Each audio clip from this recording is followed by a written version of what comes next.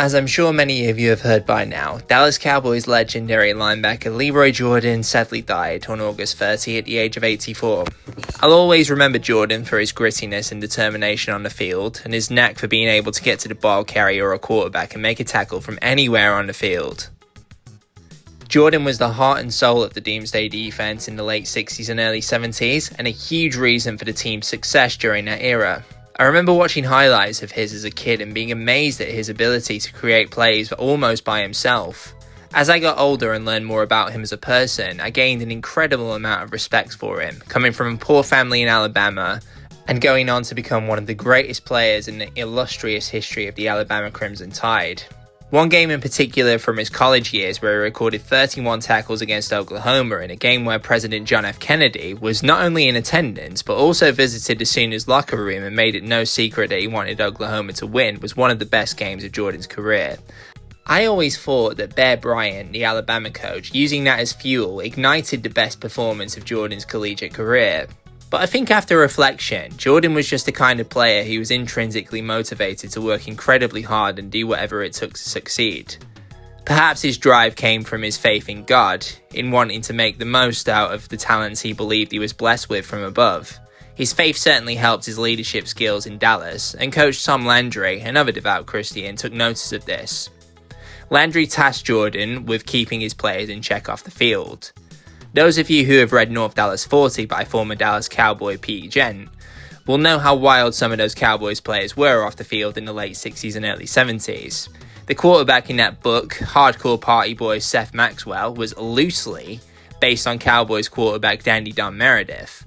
Jordan was assigned to be roommates with Meredith and was tasked with keeping him out of trouble anytime the Cowboys played away from home. Had Meredith been anything like Maxwell in the book, and were made to believe that he was, Jordan's leadership likely prevented Meredith from being arrested and held in custody in a rival team's city as the team was about to kick off.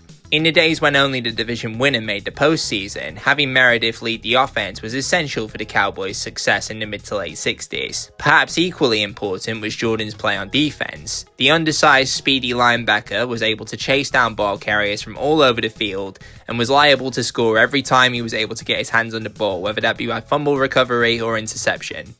Speedy, undersized linebackers weren't popularized in the NFL until Jimmy Johnson came to Dallas in 1989 and opted for speed over power, taking players who would traditionally be viewed as safeties and moving them to linebacker for an edge over the opposition in terms of speed, and moving traditional linebackers to defensive line for the same reason. Leroy Jordan was rare proof that this could work in the NFL long before the 90s rolled around. I remember when I was around 13, I found a book for sale in Dallas called Legends of the Dallas Cowboys by Cody Monk. The book was from 2004, so even at the time it was a little bit outdated, but nonetheless I bought it and I really enjoyed it. I was still in school at the time, and I remembered once per week in our English classes our teacher would tell us to read a book for the entire hour. Since I had the perfect book to read, I never minded the class. I'll always remember the chapter about Jordan from that book, and I thought this would be the perfect opportunity to share that chapter with you all. I hope you all enjoyed this extract, and I hope you all gain a deeper appreciation for the legend and the truly great person that Jordan was.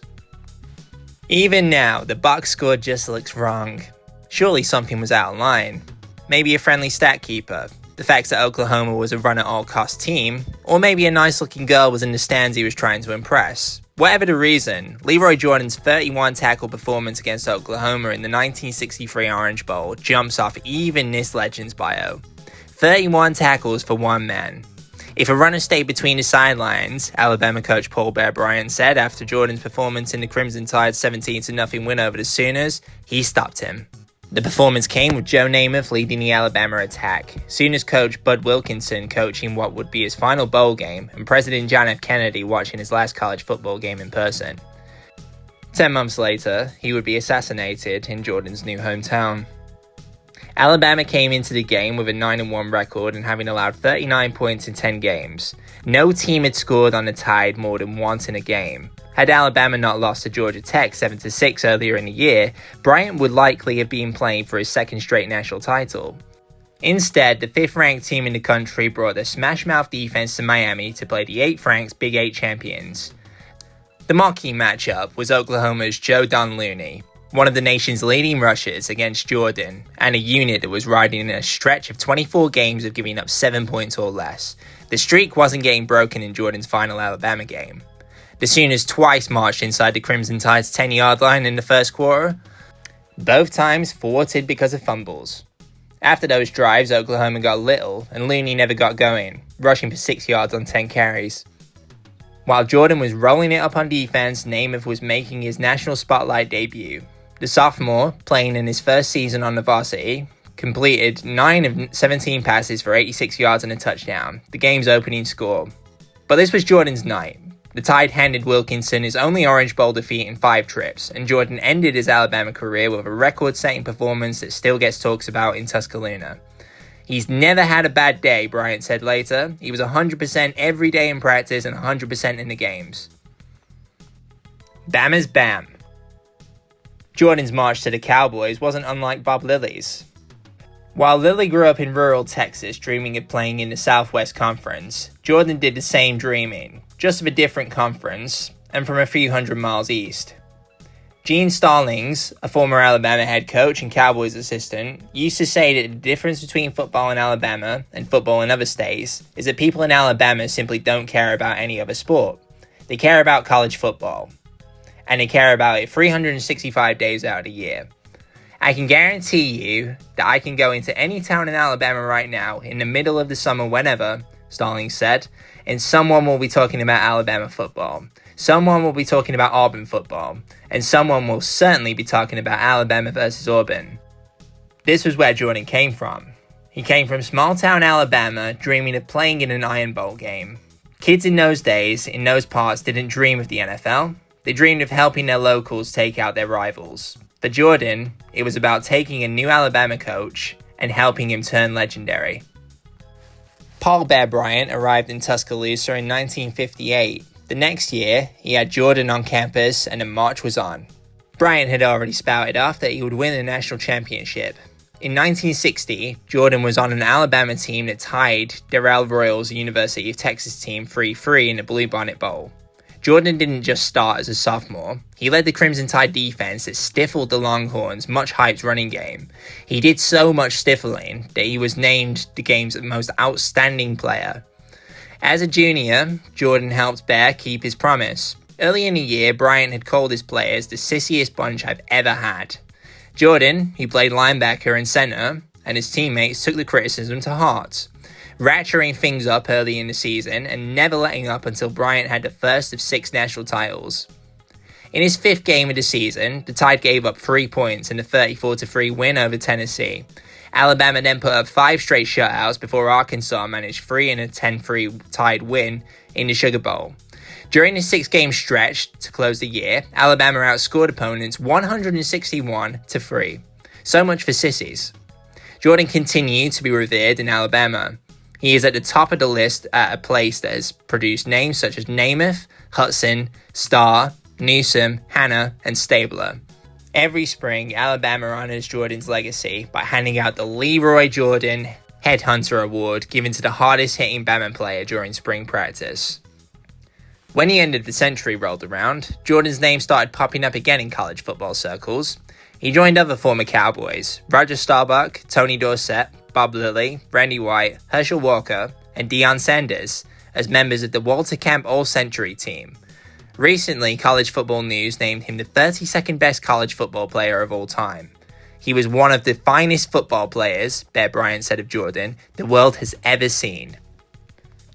Show me the money, please. Cowboys general manager Tex Schramm didn't deal well with intermediaries. If you went straight to Tex to do your business, you had fewer problems than someone who tried to send someone to take care of your business. But not all problems were solved because you had one-on-one sit-downs with Schramm. The concerns were simply minimized. During the age before collective bargaining and players making Bolivia gross national products like cash, Schramm's player contract dealings were one-on-one and to the point. He developed a reputation as a hard-ass. A well-deserved one for anyone that saw the sometimes cantankerous Schramm at work.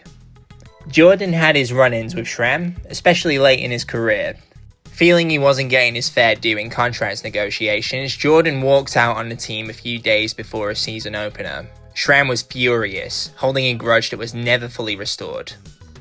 Jordan felt those contract negotiations were one-sided.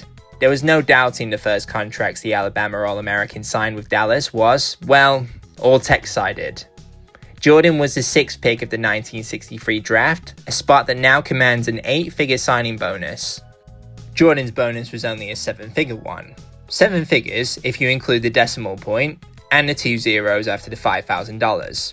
He would make $17,500 as a rookie and get a $1,000 raise for each of the next 3 seasons. Back then, we didn't have anyone to represent us, Jordan told the Dallas Morning News during a Ring of Honor roundtable before Schramm was inducted in October 2003. When I signed my first contracts for $17,500 a year, there weren't many ways to split that up. Coach Bear Bryant was my agent at the time. He said, "Boy, I'd sign that. That's a lot of money. That's a lot more than I'm paying my coaches." Oh, but Jordan also got a car. Kind of. Part of the deal was that scouting director Gil Brandt would bring Jordan the car in Tuscaloosa, so Jordan could drive it and his things back to Dallas. Somewhere along the way, Brandt wrecks the vehicle, plowing into a cow. When he got to Alabama, though, he did not offer a new ride to his middle linebacker, so, Jordan told the Dallas Morning News, "I had a new Rex car and $5,000. Jordan said he should have negotiated like former running back Walt Garrison. He got a horse trailer as his bonus, Jordan said, and he still has it. Free amigos. The Dallas Cowboys of the 1990s built their dynasty because they traded Herschel Walker in 1990. That should be 1989, I think that's a mistake from the author. At the peak of his value to Minnesota for the Metrodome, and all of the Vikings draft picks until 2010.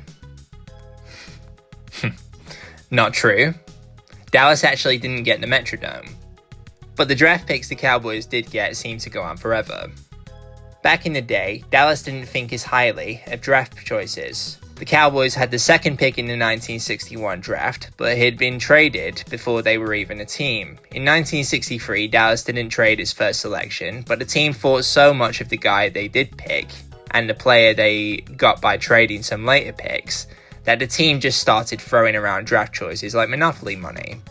It was the only time Schramm allowed anything to be thrown around like Play-Doh. In that draft, the Cowboys had the 6th pick, using it on Jordan. They packaged their 2nd and 9th round picks to Chicago for the rights to a bum-kneed linebacker that had called it quits during the 1959 season. Chuck Howley, a 1958 first-rounder, turned out to be a pretty nice find for Schramm and the boys, teaming with Jordan and Dave Edwards for 12 years to form the linebacking side of the Doomsday defense. Although most of their success came in the next year's Champions era, when the Cowboys made it a habit of losing in the next plateau-reaching games. The trio finally broke through in Super Bowl VI, crushing Miami 24-3, and also crushing the "will they ever do it" whispers. That was a different era of pro football. There was no salary cap, no vanilla games, no vanilla teams, and no vanilla players like today's NFL. The three played alongside one another because they enjoyed it, and because each knew his own success was significantly based on the talents of the other two and the team in general. In today's game, one good season after a major injury, a player is looking to renew his deal, forgetting that nobody wanted him the year before when he was considered damaged goods.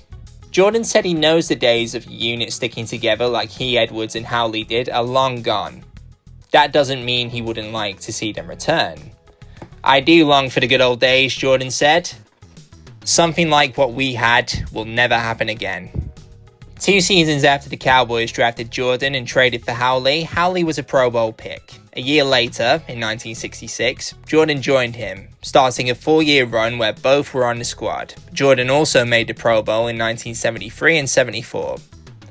Playing together that long, the three developed a chemistry the game is likely to never see again. Edwards and Howley patrolled the outside, knowing that Jordan would take care of the middle.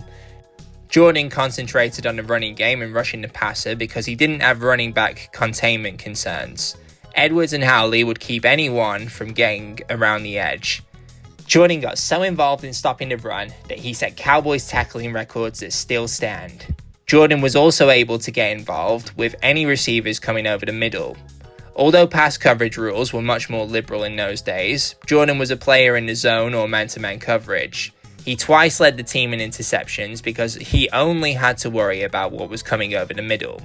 Landry always called Jordan the cataclysm of the Doomsday defense. He was certainly the most steady. Only Bill Bates and Ed Too-Tall Jones played more years in a Cowboys uniform than Jordan. No one started more consecutive games than Jordan's 154. I'll just add that I believe that Jason Witten has since broken that record, but nonetheless. New digs. For the longest time, Cowboys fans have said that the hole in Texas Stadium provides the perfect opening for God to watch his favourite football team.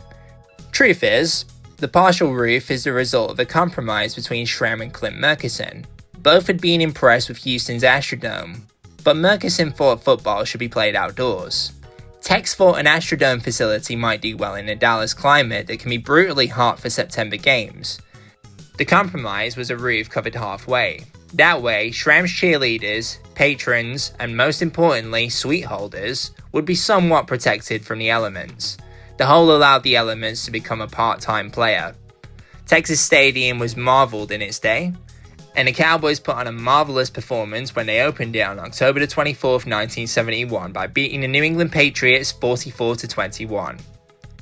Jordan was a big reason Cowboys brass-fought fans wouldn't mind the drive to suburban Irving to watch the team. On Texas Stadium's opening day, he sent the locals back to brutal traffic happy.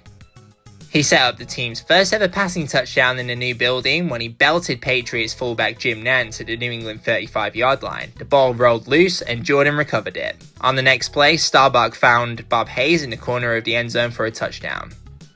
The Patriots were the perfect welcoming mat for the Cowboys' new digs, an inexperienced team with a rookie quarterback, Jim Plunkett from Stanford, playing well on its way to its first Super Bowl title. The new place was certainly impressive, but rain all week had made the surface somewhat slippery in spots, a problem that has continued to plague the stadium ever since. The Texas Stadium field is built on a crown so that the water drains away from the middle of the field and towards the seating area. From the sidelines, the view is like looking up a hill. From the middle of the field, it's like looking down a mountain. Eventually, those things became an advantage for the team. That first day, though, everything was new to everyone. We worried about the field all week, Jordan said afterwards. It was pretty slippery, which was probably because of all the rain we had this week. It was in pretty good shape today, other than for the cornerbacks and the guys who played wide. The edges of the field were still a little slippery. Topping the charts. Jordan was a tackling machine. Landry's flex defense was predicated on Jordan getting to the football and shutting down the run. For 14 years, that was no problem for the Cowboys middle linebacker. Jordan retired in 1976, leaving the team records for total tackles, solo tackles in a game, and assisted tackles. Safety Darren Woodson has since passed Jordan's career, solo, and assisted tackles record. But even after almost 30 years, what Jordan did in the middle of Landry's scheme is standing the test of time. Before Woodson, the closest anyone had come to Jordan's mark was Randy White, who finished with his 14 years with 132 less total stops than Jordan. White got closer to Jordan's total tackle mark, falling 42 short of Jordan. He's now in third place after Woodson slid into first last season. Jordan still holds the team record for tackles in a game, falling short of his college record of 31, but still stopping 21 Philadelphia Eagles in a 42-7 win in 1971 over Philly. Jordan made the Doomsday defense work because he was always around the ball. Some players have the physical gifts that allow them to overpower people and make a spectacular play here and there that draws attention. Playing just over 210 pounds, Jordan was a small player for a middle linebacker, even in the 1960s. But he was one of those Gant players that just seemed to be involved in every play. His 16 career fumble recoveries, tied for the second most in the team history, suggest he was often around the football. Being a smaller linebacker, Jordan was able to keep pace with almost any running back or wideout that came through his area. He picked up 32 career passes and twice led the team in interceptions. His 3 picks against Cincinnati in 1973 are a team record. Jordan was introduced into the Ring of Honor in 1989, the year Jerry Jones bought the team and cleared house. Had Jones not ransacked Valley Ranch, Jordan would have waited much longer for his induction. In the summer of 1973, Jordan and Lilly skipped workouts because of a contract problem with Schramm. Lilly got his issues worked out and lived happily ever after with the Cowboys general manager. Jordan left the team, hanging the Cowboys out to dry with no better linebacker. Schramm never forgot that, even though Jordan returned and made All-Pro that year. The problems lingered and created a strain that wasn't fully repaired until Jones came along and Schramm left the organization. Not long after Jones bought the team, he needed something to bring folks to the stadium during the miserable 1-15 year in 1989. With Lilly's urging, Jones inducted Jordan into the ring. When he made his acceptance speech to the crowd, Jordan said he was happy he would now be alongside his buddies as Cowboys royalty, adding, "I'd like to thank Jerry Jones, the Dallas Cowboys, my friends, and the fans who remembered me for all these years." Although Schramm was watching the festives from a luxury suite, he wasn't thanked or invited to the field, making Schramm later admit a rare error. "I was going to put Leroy in the year I left," Schramm told the Dallas Morning News in 2000s. "My one regret was not putting him in sooner, only because I got angry." Since his retirement, Jordan has joined Starbuck and Howley as some of the more successful off-the-field Cowboys. In 1977, Jordan brought the Redwood Lumber Company of Dallas and renamed it Leroy Jordan Redwood Lumber Company. The company is now a one-stop wood shop with 35 employees and several 18-wheelers and local trucks that are a common sight on Dallas highways. Jordan has become a success in another arena, probably wouldn't be a surprise to the man who brought him to Texas. "He was a great competitor," Landry said of Jordan. "He wasn't big for a middle linebacker, but because of his competitiveness, he was able to play the game well. His leadership was always there, and he demanded a lot out of the people around him, as he did himself."